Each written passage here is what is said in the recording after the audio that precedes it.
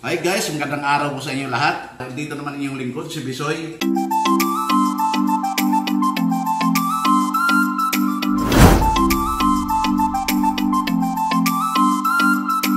Ay magluluto ng sinigang na liempo. Ito mga ingredients na gagamitin natin guys. Itong liempo, ito yung siling pangsigang, okra, sitaw, talong, saka ito sibuyas, kamatis, ito yung labanos, bawang, yung gabi, saka itong kangkong, magic sarap guys.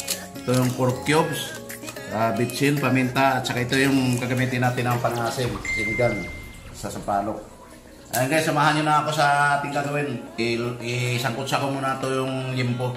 Ito guys ng liempong binili ko sa palengke, medyo taba-taba ng konti. Kaya ang gagawin natin, isangkutsa muna natin, hindi yung lalagyan na natin agad ng tubig. Palabasin muna natin yung mantika. Saka alisin natin yung mantika na iwas kolesterol. Isangkutsa muna natin.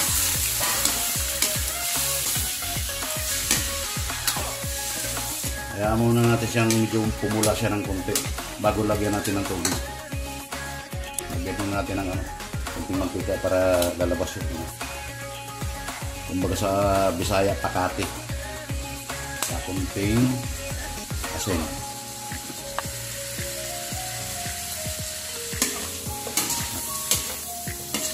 Ayan na yan ang konti guys.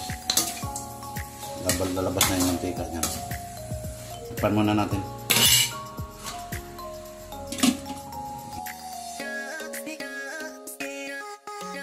Ito naman guys, makikita nyo na lumabas na yung mantika, yung liempo natin.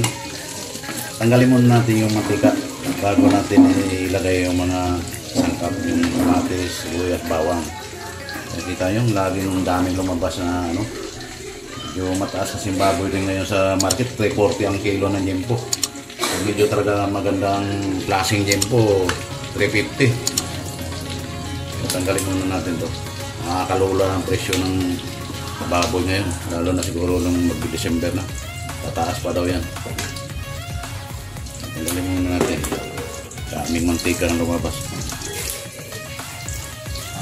Saka natin igisa yung bawang.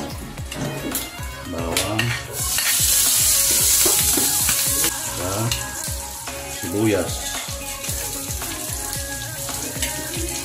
Sabay na, pati kamatis. Lagay na rin natin.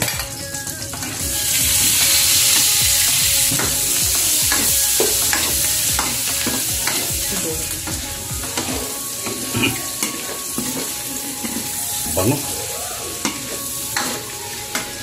Lagay na natin yung paminta. Baka ko makalimutan pa mamaya. Ito yung pork cubes para malasa talaga.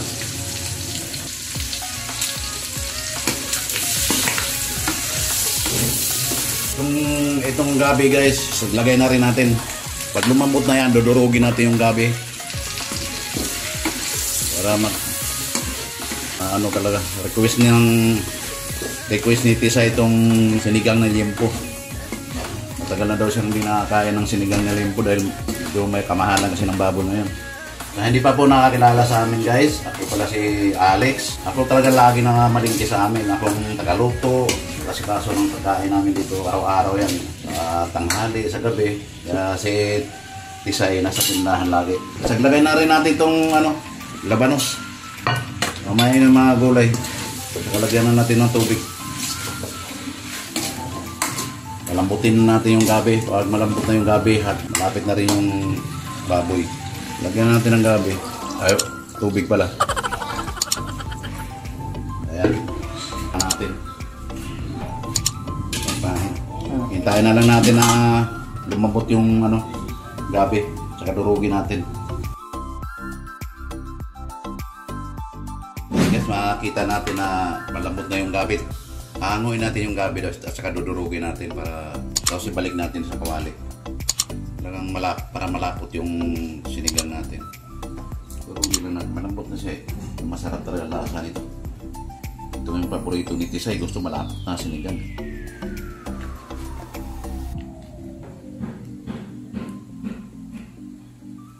medyo maulan-ulan pa naman ngayon, may ano yata, may bagyong darating yata ngayon. Maambon-ambon. Hindi maganda yung panahon. Tama to yung niluluto namin. Balik natin.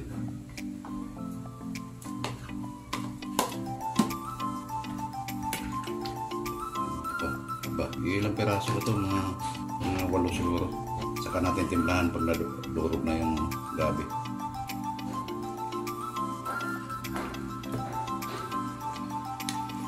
Balik na natin. Saka natin timplahan siya. Pwede natin ilagay yung mga gulay. Lagay na natin yung sitaw. Lagay natin talong. Okra tsaka yung siling pansigang. Pwede na rin ilagay natin yung pangasim. Ayan. Lagay na natin yung magic sarap.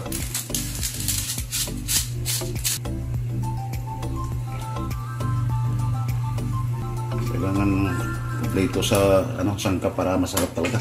Sayang yung sinigang mo pag yung bibitinin mo sa sangkap, mahal pa naman. Timplahan natin ng konting patis para tikim natin mamaya. Okay na. Kaya muna natin siyang kumulo. Takpan natin. Tsaka na yung kangkong natin ilagay pag luto na talaga. Madali lang yung kangkong. Okay na yung gulay natin. Yung last natin ilagay yung kangkong. Saglit lang to, mga 2 minuto.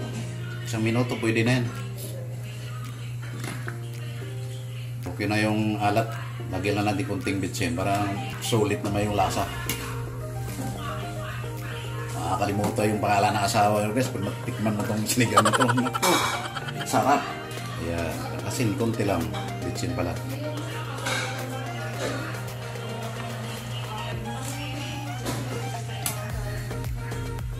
Kumulo na, pag kumulo na yan.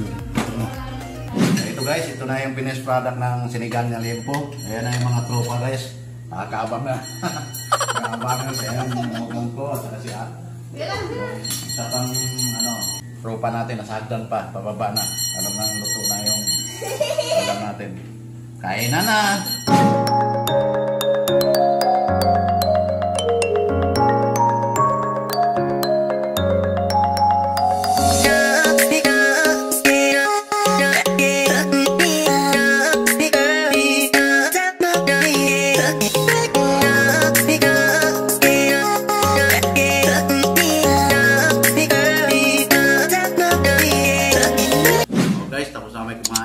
Huwag niyo kalimutan na mag-like, mag-share, at higit sa lahat, mag-subscribe para updated po kayo sa sunod naming mga video. Maraming salamat at God bless po sa inyong lahat.